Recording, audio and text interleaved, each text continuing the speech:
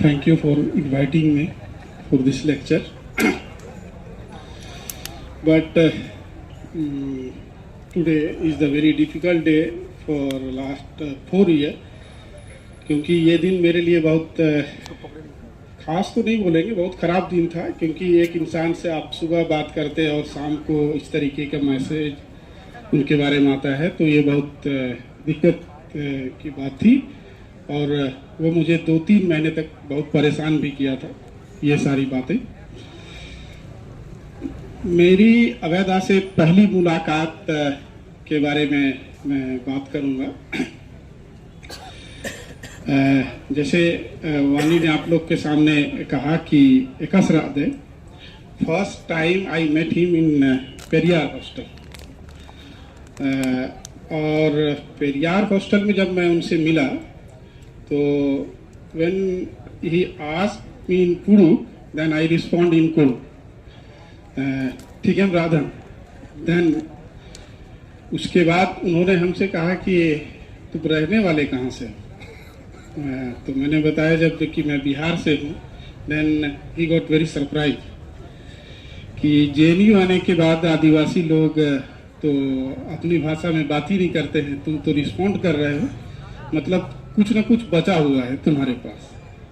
So that उसके बाद के जो 5 साल के सफ़र और उनके लास्ट के 3-4 साल PhD के दौरान और PhD खत्म होने के बाद जिस तरीके के कामों को लेके, क्योंकि मैं थियोरेटिकल बात तो उनके लिखे हुए पे नहीं करूँगा, काफ़ी सारी बात उनको वानी ने रख दिया है, तो मैं उनके दूसरे पर्सपेक्टिव जो प्लानिंग का उनका पर्सपेक्टिव था, मैं उन पे बात करूँगा। जहाँ आप लोगों ने आज आदिवासी डिस्कोर्स लिखा है, इस आदिवासी डिस्कोर्स को लेके उनके ये आदिवासी डिस्कोर्स को लेके उनका जो सवाल था, आपको मैं उसको थोड़ा सिस्टमेटिक तरीके से बताता हूँ कैसे बातचीत के क्रम में ये बातें आती थी। पहला, सभी आदिवासी बच्चे एक फोरम के थ्रू यहाँ इकट्ठा होते हैं, खास करके झारखंड, उड़ीसा, छत्तीसगढ़ और थोड़े बहुत बंगाल के बच्चे भी इकट्ठा होते थे। उनका बहुत सडनली एक दिन उन्होंने हमसे क्वेश्चन किया कि तुम PhD करने क्यों आए? तो मैंने भी पलट के उनसे बोला कि आप ससेक्स के बाद यहाँ JNU क्यों आए? आपको तो कुछ ससेक्स में ही PhD कर लेना चाहिए था। देन उनका रिस्पॉन्ड जिस तरीके से था इस बात पे, वो बात को थोड़ा सभी लोग गौर कीजिएगा। उन्होंने कहा कि मैं जिस काम को अधूरा छोड़ के गया था, शायद उस काम को पूरा करने के लिए JNU आया हूँ, और JNU के उस काम को पूरा करने के बाद ही मैं आगे PhD के बाद कुछ दूसरे तरीके से आदिवासी डिस्कोर्स को स्टार्ट करूँगा। उन्होंने इस बात को मुझे कहा, और तुम क्यों कर रहे हो PhD, जो उनका क्वेश्चन था मेरे से। तो हम बोले आप तो चलिए आपका काम पूरा है, मुझे सब लोग जिस तरीके से डिग्री लेंगे उसी तरीके से मैं भी एक डिग्री लूँगा। देन ही सडनली से कि बेहतर है कि जितने लोग को यहाँ PhD कर रहे हैं उन लोगों को पहले ही डिग्री बांट देनी चाहिए। हम बोला आप क्या बात करते हैं, पहले डिग्री क्यों बांट दे? देन उनके प्लान को आप समझिएगा, क्या क्या प्लान किस तरीके से बढ़ रहे थे। पहला प्लान था कि एक दिन उन्होंने मुझे RTI लिखने के लिए कहा। तो हम बोले किसके रिगार्डिंग RTI लिखना है? तो उन्होंने कहा कि ये TSP जो ट्राइबल सब प्लान है, इस पे एक RTI लिखो, और उस RTI को हम लोग सब जगह, सब 3 स्टेट में पहले भेज के देखते हैं। देन सबसे पहले झारखंड भेजा गया। तो जो भी डेटा वहाँ से आ रहे थे उसको कंक्लूड कर रहे थे।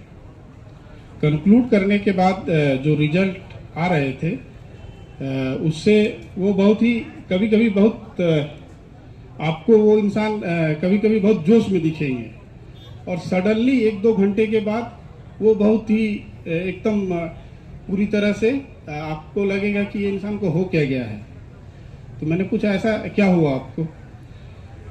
उसका सबसे बड़ा कारण ये था ऐसा होने का, क्योंकि जब हम लोग डेटा को एक जगह पे इकट्ठा करके उसको जब एनालिसिस कर रहे थे, देन उस पैसे का, टीएसपी के पैसे का सरकार ने सबसे अधिक दुरुपयोग झारखंड सरकार ने किया था।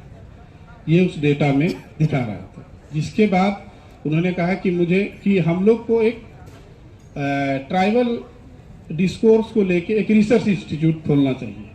हम बोले पहले तो पीएचडी कंप्लीट कर लेते हैं, इसके बाद सोचेंगे। तो बोले कितने लोग को हम लोग इकट्ठा कर सकते हैं। देन सडनली बाइक उठाए और हमको लेके गए कॉन्स्टिट्यूशनल क्लब। मैं वहाँ जितने लोग मौजूद थे, मैं किसी का नाम नहीं जानता था। ऐसे सडनली बैठाए, बोले ये लोग काम करेंगे हमारे साथ। तो मैं बोला इनको तो मैं जानता नहीं हूँ, तो कैसे काम करेंगे। तो मैंने पूछा फंडिंग कहाँ से होगा, पैसा कौन देगा, हम लोग जो आदिवासी डिस्कोर्स पे काम करेंगे तो पैसा कौन देगा। देन यहाँ 1-2 दिन उसका जवाब नहीं दिए। तीसरे दिन आके बोलते हैं हम लोग ऐसा करेंगे, गांव वाले को जाके गांव में बकरी पालना, मुर्गी पालना और सुअर पालना, ये 3 काम का ट्रेनिंग देंगे। हम बोले ये क्या तरीका हुआ भाई, आप कभी बोलते हैं रिसर्च करेंगे, कभी बोलते हैं इस तरीके का काम करेंगे। लेकिन जब मैं उनके इस बात को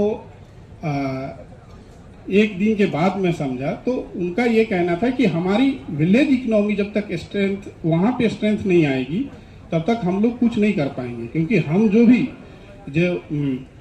I am not your data, जिस बात को वो कहते हैं, उस बात का सार यही है कि हमें विलेज इकोनॉमी को एक ऐसी स्थिति में लाना होगा, खास करके ट्राइबल विलेज में, जो उस विलेज को डिपेंडेंट बनाए, सेल्फ डिपेंडेंट बनाए, ताकि हमें बहुत सारी चीज़ों को जो थियोरेटिकल वे में बातें कही जाती है कि इस तरीके से जंगल बचाना है, इस तरीके से ज़मीन बचानी है।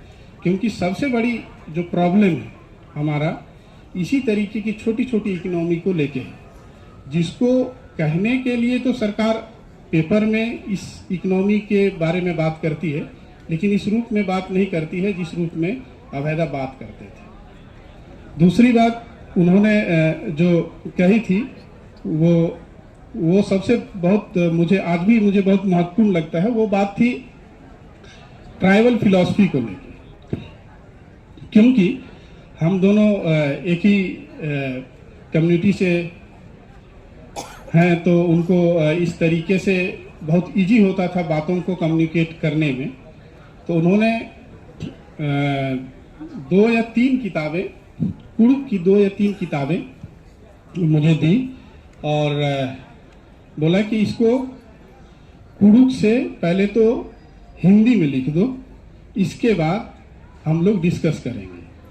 तो वो काम बहुत इनिशियल स्टेज में था जो नहीं हो पाया, और शायद उसके लिए, क्योंकि एनालिसिस के उनके जैसा एनालिसिस बातों को करना और एक तरीके से जो फिलोसफिकल आइडिया जिस तरीके से उनके पास में देखता था मैं, वो शायद कंप्लीट मुझे नहीं लगता है कि अभी कंप्लीट कर पाएंगे। क्योंकि काफ़ी सारे आदिवासी स्कॉलर से हम मिलते हैं, लेकिन उस तरीके का जो आदिवासी फिलॉसफी को लेकर जिस तरीके से उनके विचार थे वैसा मुझे दिखाई नहीं देता है। तो मैं इन्हीं बातों के साथ अपनी बात को कंक्लूड करता हूँ। Thank you.